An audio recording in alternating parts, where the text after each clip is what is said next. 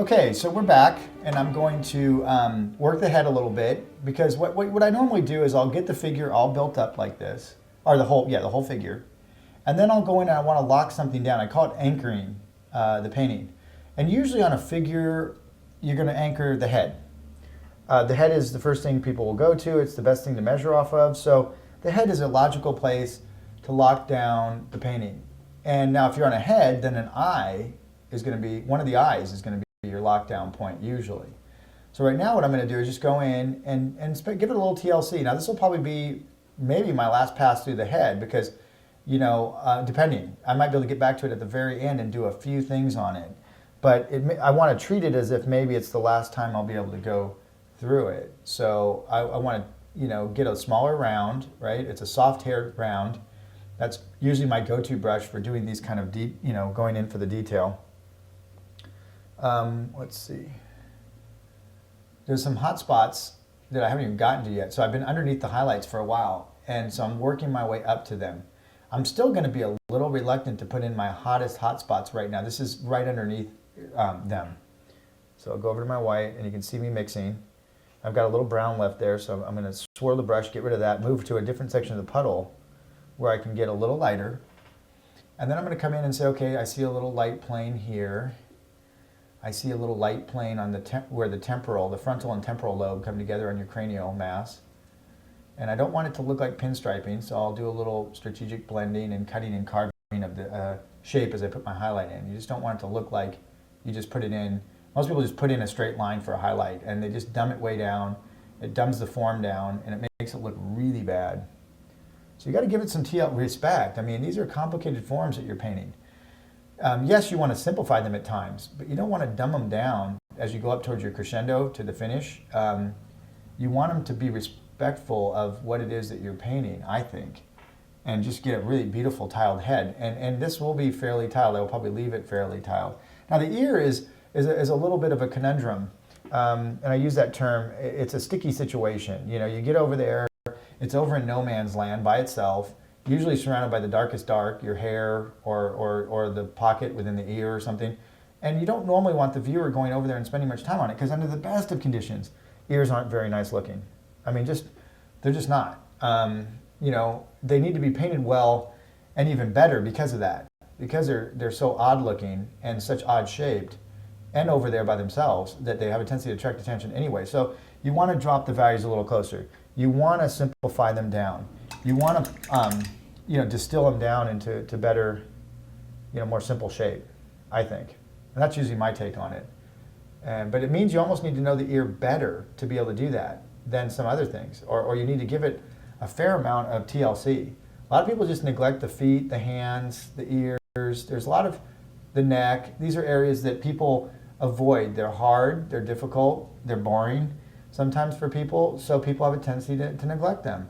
And it's a shame because you really need to, really when people start looking at your overall body of work or who you are as a painter, they're going to be scrutinizing you, especially your peers, on things like that. These little obscure things that a lot of people just blow over and ignore and don't really give much thought to, become very pertinent, very, very, very, very important as you're building up your knowledge base. I think that's looking pretty good. I'm going to do some, look at that, really strategic, careful blending. Now the lower lip has gotten lost in the shuffle, so I'll borrow a little tone and put that in there.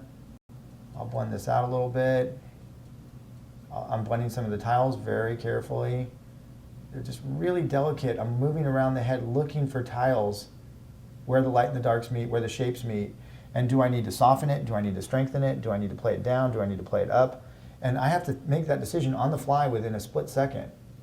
Hard, soft, thick, thin, light, dark, warm, cool, curved, straight, boom, boom. Decision, decision, decision, one after another. Maddening, can be. But as you get better at this, and that's why we have to do controlled exercises like this, these little monochromes, we're starting to build the efficiency with which we're going to make those decisions so that when we add color to the equation, we're going to be really, really, really prepared. We're not going to be worrying about the values as much because we've done all these controlled monochrome exercises, right? So they've prepared us really well for the rigors of the information of what's coming. And you don't know what's coming yet. I do, because I've been there. I spend most of my time there. So I know exactly what you guys are going to be running into and what your problems are going to be, I think. So, and that's my job. My job as a great instructor is to know these things and then be able to help shepherd you through them quicker and more efficiently than I was able to go through them. It's like your parents, they want you to have a better life than they had. They want to assist you and help you so that you don't have to do some of the things as hard as they did. Now, you can't protect people from everything, and you can't protect your kids from everything, right? So at some point, you got to cut them loose and let them get into trouble, But, you want to prepare them before they have to go do that so that they can use good judgment, they can make better decisions, you would hope. They're still going to make tons of mistakes. They're going to have to. And you are as an artist, and I'm kind of likening it. I don't, I haven't raised kids, it doesn't take a rocket scientist to figure out how that would work, and how it would feel. So for me, you guys are my kids. Like when I teach, a lot of the kids that come to my school, my atelier over the years, they don't have parental support. They don't have people saying, yes, you can be an artist, and you're going to do great, and you're going to make a great living. They just are stuck on their own trying to do something really hard, and they don't have guidance, and they don't have proper technique, and they don't know what they're supposed to be doing. And I really feel for them, because it's really hard. It's hard when you have good instruction and great instructors. It's really daunting. So to be stuck in self-education, try to educate yourself these things, it really is not very efficient and almost impossible in some regards to do. So that's, again, one of the reasons I'm doing this program for you guys. Because that's where I come from. That's the place I come from. And I hope that comes across. If you ever meet me, get to work with me. There's no way I could have taught, 6 to 8 to 10 to 12 classes a week for 20 years without sincerely having a connection and a love of it. You couldn't do it. You would burn yourself into the tarmac within a couple of semesters. And if you didn't like people and you didn't care for them and you didn't want them to get better, you would not be able to do that. You would not be able to do it for any amount of time. So teaching is again, it's an art in and of itself. And some people are called to do it, and some people are not. And some people do it even though they shouldn't do it because they really don't have a calling for it. But it's always been a calling of mine. I've always felt like it fit who I am very well. And so that hopefully carries through, I hope. And over the years, it has been a really wonderful thing. So anyway, we're going to keep going and going and going. I'll be here every step of the way, helping shepherd you through it and helping you realize your goals and your dreams. And together, you're helping me realize mine by allowing me to do this program. And hopefully it'll free me up to be able to do more of my own fine art at a higher level without having to pander. So it's a win-win for all of us. I'm getting better, you're getting better, I'm sharing what I know, you're benefiting greatly from that. I'm able to free up my time by doing the program, hopefully, ultimately, if it's successful.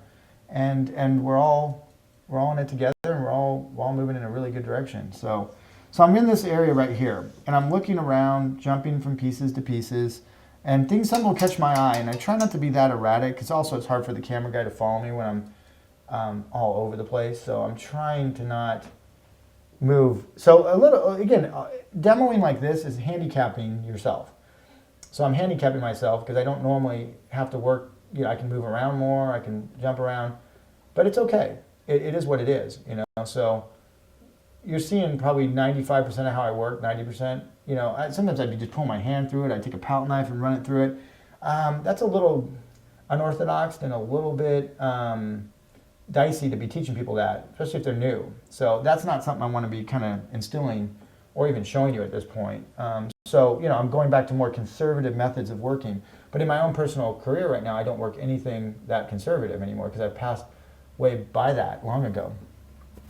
But you guys will have to do the same thing I've done, I would imagine, or something similar in order to get to where I'm at and where the people I've trained are at. And you guys will be getting to work with a lot of my instructors in some other lessons. I'm laying down most of the foundation, core, fundamental concepts because I feel strongly about how I originally taught them that, the results I got. They're all awesome at it. Any one of them could be alongside me doing similar, these lessons. But I find it something that I always wanted to lay down. Now in my own personal teaching, I don't get a chance to teach a lot of the fundamentals anymore because I've graduated past that, so to speak. Even though I can still benefit greatly from doing it, I'm off teaching really advanced classes that only a handful of people at the school even take because they're so advanced. So I've left a lot of my other instructors the duty of teaching these core classes that I used to teach all the time before I had instructors that I had trained. So I'm really enjoying revisiting these concepts with you and for you to help you. And it's helping me. It's helping me to think back 10 years ago when I was doing these kind of exercises, 20 years ago in some cases. When I was really heavily into pick out, for example, I was 20 years ago. Since then, I will occasionally teach it on rare occasions in class, if the need be or it presents itself. But somebody else is teaching that at the class at school now, and so to go back and revisit it, it's fun.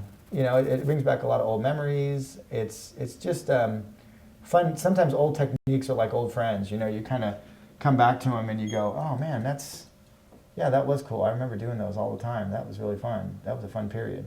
And you forget about those periods because you're too busy on the periods you're presently involved in to remember all those. And so it's nice. It's nice to be able to share that with you and revisit them on my own too, for my own selfish reasons, because it's just fun. It's neat. Just working edges, noticing things, having to dig back into the shadows. The shadows never really got that resolved. Like my core shadows now, the deeper shadows, they've gotten lost because of the blending that's occurring. So I need to re-establish some of the darks, like this little cast shadow where the scapula is protruding from the back, and then it's there's a little deep furrow there, and it's a pretty dark shadow in there, which I'd lost. So now I got that back, and look at how that pops that area really nicely. We've also lost some of the core shadow that existed right here that links between like the bony area of the scapula down into the teres major, teres minor, infraspinatus, your rotator cuff muscles, which are again very complicated. One of the most complicated areas of the body studying is the rotator cuff, rear area of the shoulder girdle. And I know it's a mouthful, but it's just your arm can do some really crazy stuff. And the pronation, supination of the forearm, combined with the ability to pull your arm behind your back and make it contort, can really make these muscles twist and turn and bend in very odd, unique manners on the back when the arm is in certain positions. Now, he's not doing anything that crazy, so it's not that big of a deal, but just kind of letting you know that that's a hard area. So if you are struggling with that area, it's pretty common. It's not, don't feel like bad about it. It just is what it is. It's a hard area. So reaffirming my core shadows. On the photo, you know, a lot of times core shadows get a little bit washed out because they just do, especially if you're on a second generation, third generation Xerox of something, or so you start to lose it. So I know that they're there. I like putting them in. I like manipulating them. I like strengthening them a lot of times because I think it looks nice. So I like core manipulation a lot. And the core will fluctuate as it passes down the complex forms. It'll expand and contract according to the anatomy that it passes over. It'll expand and contract according to the anatomy it passes over. So if it hits a bone, what's it going to do? It's not going to get all fat. It's going to skinny up. It's going to sharpen up because the bone maybe is subcutaneous, which means close to the surface, and maybe it's causing an issue where it should be pretty sharp. Okay, now it's probably not a true sharp edge, so it would be what we would consider a firm edge relegated to the sharp side. So it's a firm edge on the sharp side. There's also a firm edge on the soft side. And we've talked about this in the drawing fundamentals aspect of this program. And we're going to talk about it more, and we'll continue to revisit these concepts as we get into more advanced concepts because we need to. So now I'm up in this area and I'm kind of hyper obsessing about the back. And I notice, you know, I haven't given a lot of love to the legs and this area down here. So I'm going to go down now and spend a little time, you know, again, reestablishing cores, cleaning up areas, putting darker darks in, and just trying to get the readability of the lower aspect of the painting working as well. Because again, remember we're trying to build this whole painting up together, not separating out areas and forgetting about other areas, neglecting other areas. But in order to do that, you know, as much as I would like to hyper obsess about that back because it's really fun and I enjoy painting that, I really should not hyper obsess about that. So I'm coming in and I'm reestablishing. I need to blend a little bit as I do that. This is a sharp edge here as the calf rolls into the Achilles tendon, soleus area, which is the soleus is a deeper muscle underneath your gastrocnemius, which is your calf muscle. And then that quickly turns into the Achilles tendon, which attaches to your heel. So as we come here, we're kind of coming around. See, look at me reestablishing the core.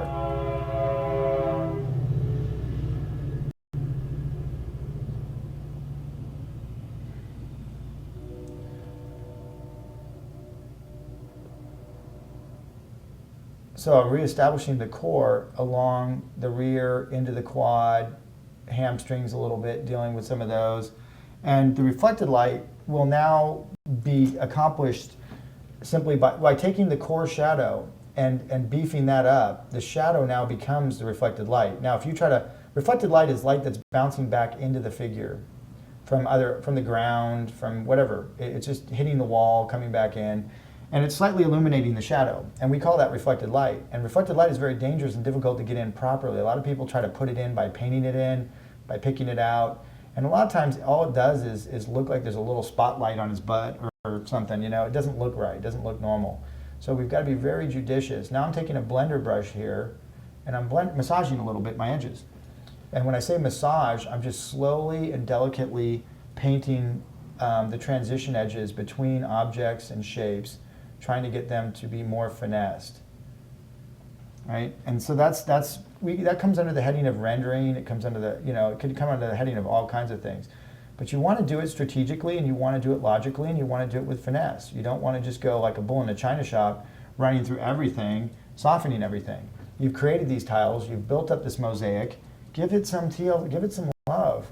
Sit down and slowly judge your edges around each tile and determine whether it wants to be softened, strengthened, left the way it is. What do we want to do with it? Well, we have to make a decision, and that decision is partly based on observation, partly based on what we know, partly based on what we wish we were seeing. It's a combination. It's a hybrid of concepts. So I don't want you, I want you to think about that. It makes the job harder, right? Well, you'd say, well, isn't it easier just to copy what's there? And of course it would be. And you would probably get a decent effort. But would you get a phenomenal effort? Would you get a magical effort? Would you get the magic that I always talk about happening? Probably not. You're going to get okay. Now, okay is okay, but it's not going to win you any awards. It's not going to build a great career. It's not going to do any of that stuff. So ultimately, we need to, we need to knock them out of the park. We need to go for the gusto. We need to get in there and really dig deep and try to make it really special. Now this blender brush is nice. It's a long, I think bright, and it's soft. And I have certain brushes I always go to that seem to be really tailor-made for doing blending. This is one of them. And I have different sizes and shapes depending on the areas I'm going into and how delicate they are. And I'm going around and I'm feathering my edges, my shapes, and I'm blurring some of them together, which means I'm blending them together, creating more subtle transitions, right? And as I do this, I probably mess up a little bit and overblend certain areas and have to go back and get them back again, which is okay, it's normal. You're not gonna be able to do this without a little bit of mess up. And it's okay, it's oil paint, right? We can fix it. That's what's beautiful about it. It's not watercolor, it's not some of these mediums that won't allow you to actually go back and fix them. So I'll take some of the dark here and just kind of blend that out. I'm seeing this kind of shiny sheen as I'm working around. It's a little annoying, so I can flatten out that sheen by pulling my strokes more in one direction. And so I might go back and do a little bit of that. It's looking good though. I'm really happy with the general effect of it. I'm happy with the communication that's happening about it. And so I'm just happy. I'm in a good mood. So I hope you guys are as well. I know, you're coming into this probably from after long days worth of work or something, or you've been, squeezing it in at night, late at night or something. Just hopefully this will be entertaining for you and you'll really enjoy it. I enjoy doing them, so I hope it's coming through and it'll carry into you actually, the exercise you're doing. Okay, so I blew through a little bit of dark there, created kind of a neat, scratchy look. I don't know whether I want to keep that. It doesn't bug me right now, so I'll probably just let it ride. It's aesthetically kind of interesting looking, so maybe I can let that roll a little bit. That's too That is a cast shadow coming across the seventh cervical vertebrae, which is the protuberance that you can palpitate. Listen to all these fancy words. It's this little bump right here, and it's nestled between the heads of the trapezius. And it's a key landmark that we use when we're navigating in the abstraction. And in the quick sketch, you'll have heard this and seen me do it. But it leads me to the sacrum in the back, and in the front it would be your sternal notch or your manubrium, which is the area that we navigate down towards the pubic mound. So these are just, again, me articulating concepts of anatomy that are being distilled down and translated into rhythmical line work that we can have fun with and design with. And I know these concepts so well, and that's why I'm able to talk about them somewhat intelligently and articulately, verbally, because I've instilled them intuitively into my repertoire of things I do, and therefore I'm now very familiar with them, so I can articulate them. It's hard to articulate what you don't really know, and I've been there. I've tried teaching things before that I wasn't that intuitive with, and it's just not very pretty. I mean, you get the job done, you get the information part, but there's just getting information across, and then there's getting it across with some finesse, some pizzazz, and that's what I'm after. I'm after articulation in all areas. If you're going to be a great teacher, you can't be stone cold silent all the time. You have to talk. You can't be jabbing all the time, talking about irrelevant things or talking about not being able to articulate what you're doing. That doesn't work either. So there's a fine line between all these concepts, and ultimately we need to skirt along that as a good teacher. So some of you teachers out there, I'm hoping that I'm kind of instilling some of that stuff with you as well, and maybe can help you a little bit in that.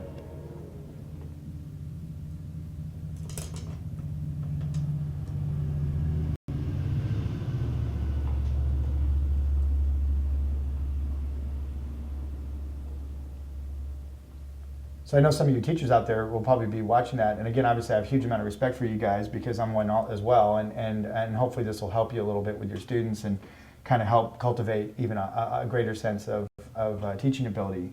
Because I do know an awful lot about teaching. I mean, I've spent most of my life doing it. So for me, I don't have a lot of degrees, right? I don't have a master's, I don't have a PhD, I don't have a bachelor's even. But I probably do have a PhD in results and a PhD in easily equivalent to that if someone was wanting to bestow that upon me as something it would be probably well earned. But I don't really care about that stuff. I mean, that's irrelevant for me. I just want skills, and I want mad skills. I want skills at the highest level so I can compete with the best people on the planet living today, and then hopefully ultimately the ones that are dead, that have come before me that are just the canons of great art.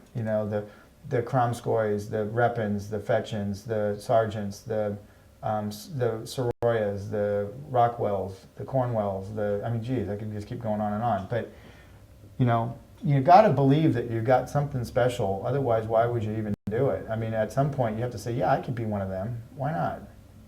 And that's not arrogance. That's just saying, hey, I'm going to work hard and I'm going to make it happen, just like they did. They stepped, put result on result, effort on effort, and they just kept doing that. And they kept staying focused, and they kept staying in the game, and they kept staying present, and they kept doing it until they were considered masters, or their body of work was left, and but they were never probably hyper concerned about that. They were concerned about doing the best they could every time they came to the actual canvas, and that's what was their motivating greatness, was that they didn't get the cart in front of the horse. They stayed on target. They stayed present, and they loved it. They loved it from a deep level. Otherwise, there's no way they could have put forth such an effort. So that love has to be there. If you haven't gotten it yet, you'll get it. Don't worry about it. Sometimes it takes a while to foster that appreciation for your craft. And now those are the hard years where it's not that fun. It is hard. It is difficult. And you're struggling with it. And that's where you're building your character. That's where you're building your true love of the craft. That's how you build it. And that's why a lot of people that are apt to quit quickly never get really the full enjoyment or fulfillment out of their endeavors, because they're too busy running on to some other endeavor that seems like it holds the magic key to happiness. And really we're happiest when we're present in a process where we're dumping ourselves into a creative process that's really soulful, meaningful, and fun, and all these things. We lose ourselves in it. We lose track of time. We lose track of everything. That's what life should be kind of about. That's what you would want to spend your time doing, I would imagine. And so, that's what we're after, is cultivating that kind of, appreciation, understanding within ourselves, so that we can enjoy ourselves at the fullest level and really get enrichment out of what we do while we're on the planet here. We're not hurting anybody. We're just trying to do pretty pictures to help explain the beauty of the world that we see and share that with people that don't have the opportunity or have not learned to take the time to simply sit back and appreciate the beauty of what's around them, the human figure. Something as simple as that, something as complicated as that. Florals, landscapes, the things that we are surrounded by that make life so beautiful. A lot of people just are numb. They just go through their day and they don't really look at that stuff, and they're kind of calloused and jaded, and they don't stop and smell the roses and see the cool stuff around them. Artists spend most of their time trying to be in that realm. And what a cool thing to get to do while you're here, But you got to earn it. You got to earn it. It's not going to just reveal itself and give itself up to you. You've got to pay your dues and earn it. And that's what we're doing right now on this exercise. You're paying some dues. Okay, so the little highlight coming down the leg, I don't want pinstriping, so I'll go skinny, and then I'll go fat, and then I'll go skinny, and I'll kind of massage some edges on it and let them blow out so that it looks like the highlight is actually part of the body and not glued on the body. Very easy to get it to look really bad. So we really need to, just fight to work. So I'm getting towards my highlights now, my hot spots, just like I did on the head. I've worked the figure up now. I've massaged the edges. I feel like I've gotten to a point where I could hit some little lighter passages that will help to pop like that little furrow, that little, the ribs are rolling one after another, and so it'll be soft on one side, hard on the other side, soft on this side, hard on this side. And it'll go boom to boom to boom to boom all the way down like that. So it's hard, soft. Soft, hard, soft, hard, soft, hard. That doesn't mean razor sharp, but whenever something protrudes and there's an indentation or pucker or something, it's going to kind of be doing that. Now, that'd be the same way you would get like a dent in metal or copper in a still life or something. Think back to when we were doing still life, phase 2 still life coming up. Well, I don't know, some of you maybe already done. I can't tell who's done what when, but in there we'll be working on patinas, and we'll be trying to get, how do you get, hammered copper? You're going to have those little indentations all over, and you're going to do them very similar to how I'm getting these areas of the body to pop. It's no different. It's just one's metal, one's flesh, but the effect and how we get it is very similar.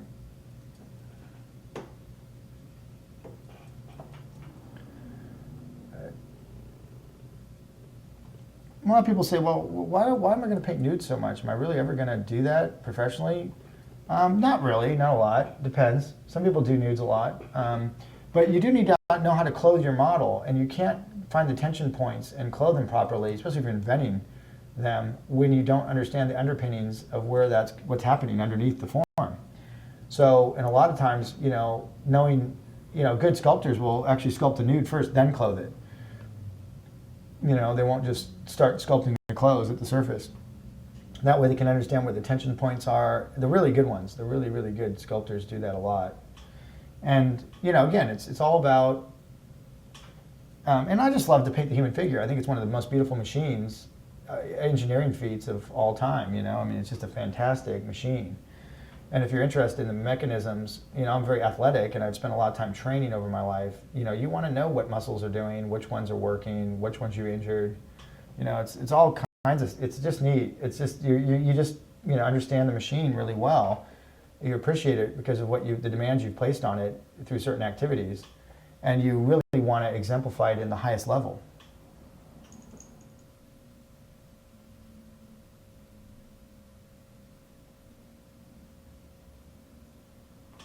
All right, so I've kind of softened out this area, but now I've lost, my highlight. So I'm going to go down and along the trap here, and in other areas, there's a bright hot spot over here. Now again, I haven't really put in my kickers yet, the hottest hot spots, and I don't know if I'll do them to the extent that they are in the photo, because again, photos lie a little bit. It might have been overexposed a little bit when I shot it, It could have been any number of things could have happened. So, don't be too literal with your photo reference. Use it as a springboard from which to depart.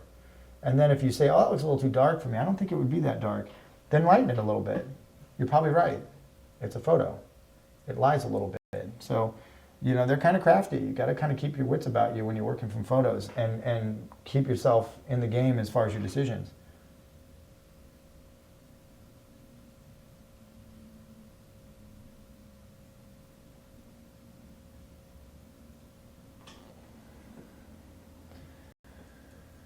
Okay, so this is the deltoid coming into contact with the tricep. The tricep attaches back here onto the scapula, as well as the teres major and minor infraspinatus. Those are all in these areas. I know those.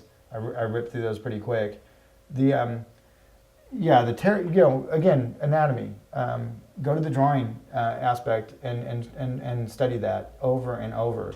I'll be releasing more and more phases, and we'll have 7 total phases of anatomy at least in very specific manner. And then we'll have figure invention and other things that I consider still anatomy training, but more advanced anatomy training. So I want you to continue to go back to the drawing. If you're in this part of the painting and it's kicking your butt and you're really confused, go back and pick up some charcoal and start studying these areas. Whatever areas are bugging you, areas that you seem to be really struggling with, take note and know that you need to go back and work on those a little bit.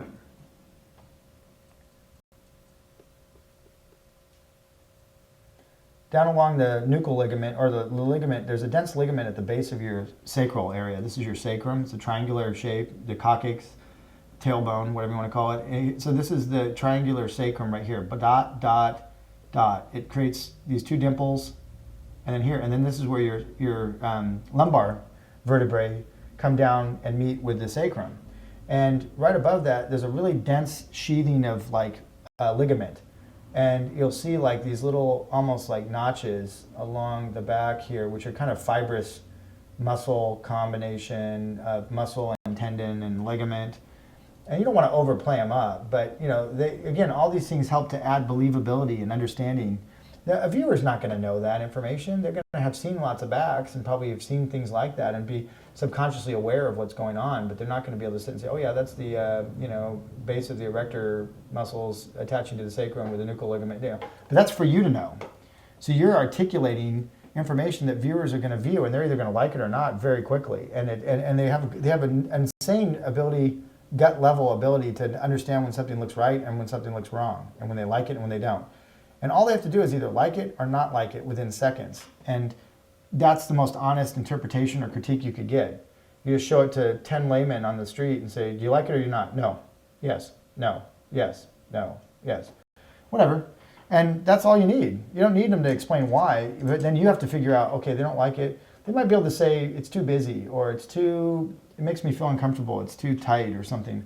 They won't know because they don't paint and they're not articulate in the language of painting. But they do have eyeballs, and they have seen a lot, and they are your really audience. I would say unfortunately, but the general public's not all that aesthetically, developed to the highest level. But they are very good foils from which to ask advice, as far as just, even if it's just somebody in your family that doesn't paint, but you say, what do you think? And they're very honest with you. That's what you want, is honesty. I just don't like it, it doesn't move me. I don't know, I just don't like it. It makes me feel uncomfortable. Then you can probe a little bit more and say, what makes you feel uncomfortable? I don't know. I mean, it's too bright, or I don't know. It's just too, you might be able to get a little bit of something more out of them if you just kind of probe a little bit. But mostly it's just, if it is, you might, and 5 people say that, then you need to go back and look at that and maybe make some adjustments. Okay, so we're doing really good on this one. It's just another day in the trenches, right? Probably shouldn't say it that way, but sometimes that's what it feels like.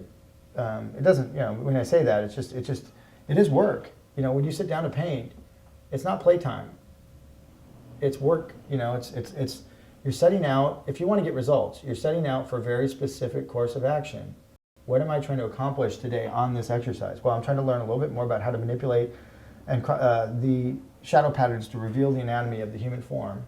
And I'm doing it on a really lanky male guy that has lots of bone protrusions, muscle rhythms.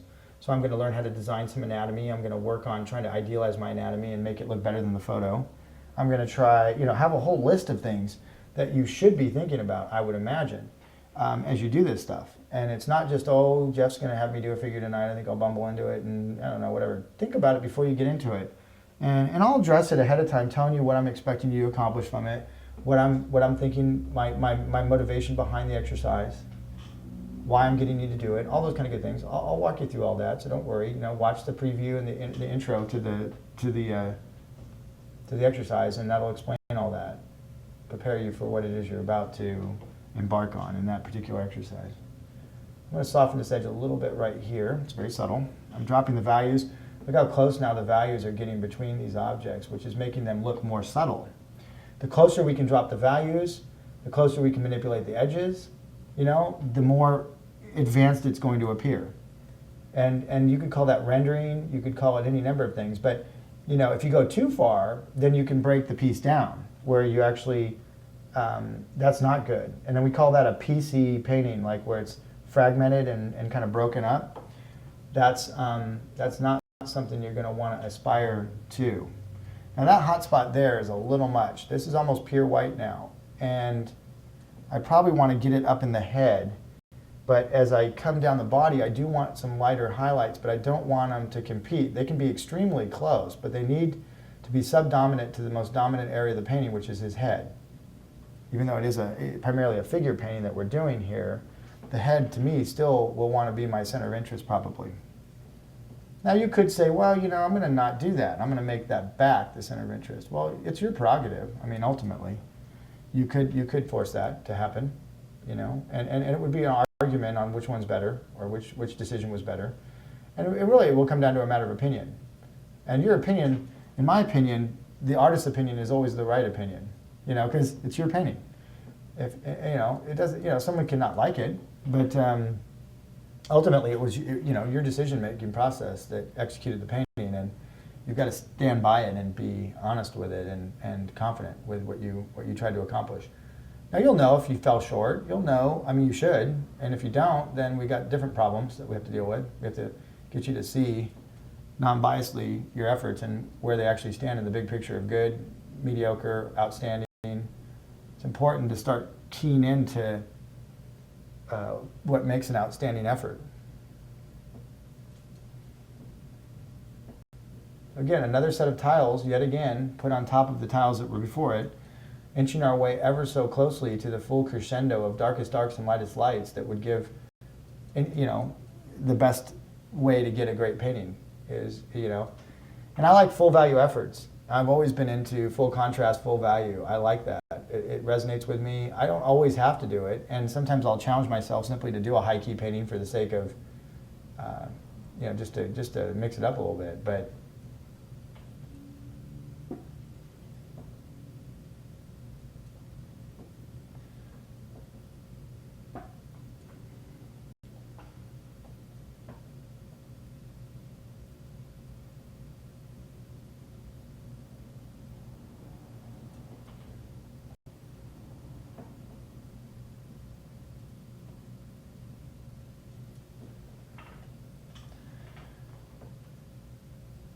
this is where you could really spend a lot of time on a painting, because you just, there's so much edge manipulation, subtle edge language stuff that you could do on these that, you could probably peck around on the thing for so long. And now it's hard to know which shape is really awesome. And, the main thing is try not to break down and sacrifice the integrity of the form.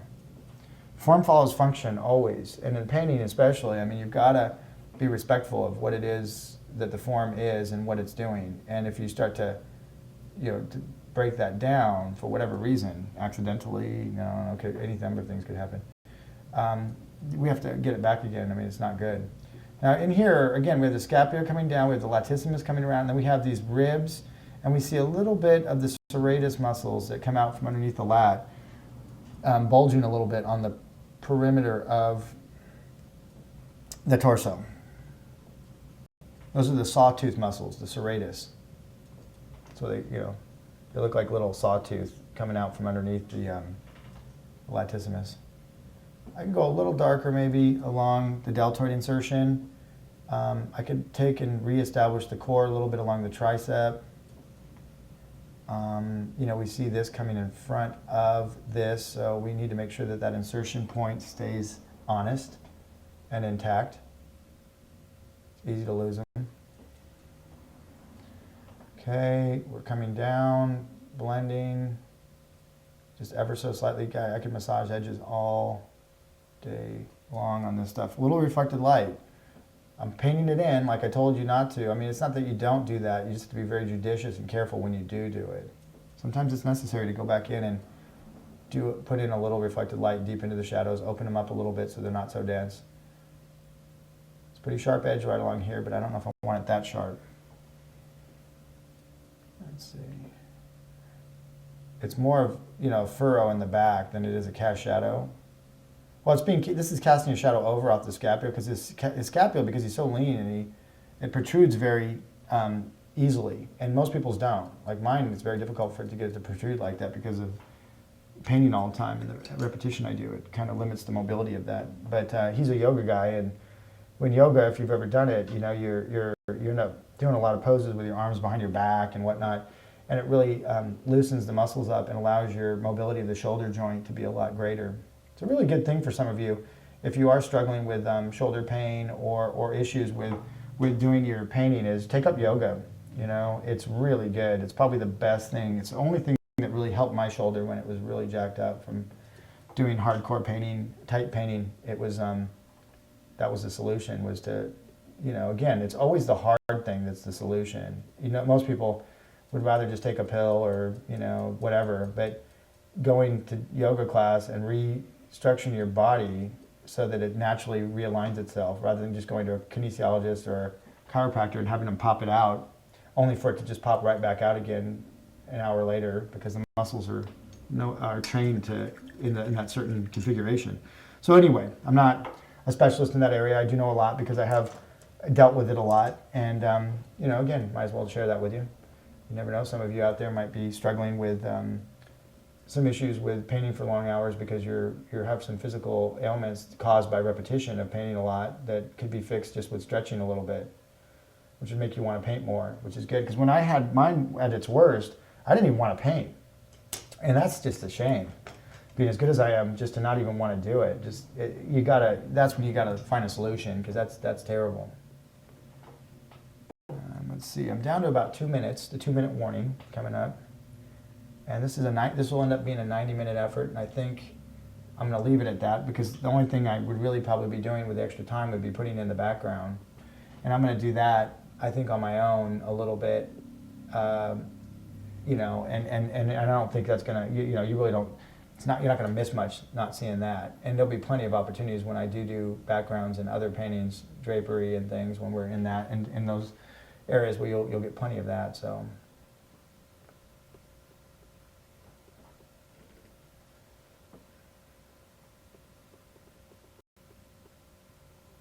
When you come down to that 2-minute warning, it's like football or something. I mean, you're down to the wire, and it's literally what strokes would be the most effective to tie this thing together here at the very end of this effort. And I'm so used to it because, you know, all the time in class, you know, we come down to those last few minutes, and you just gotta, you know, you gotta really look around the painting and distill it down into, you know, how does it look? What would be the best thing to do?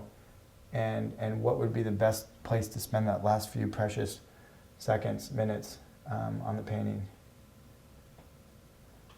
And I've chosen to revisit the head a little bit, I think, here in this closing moments of this demo.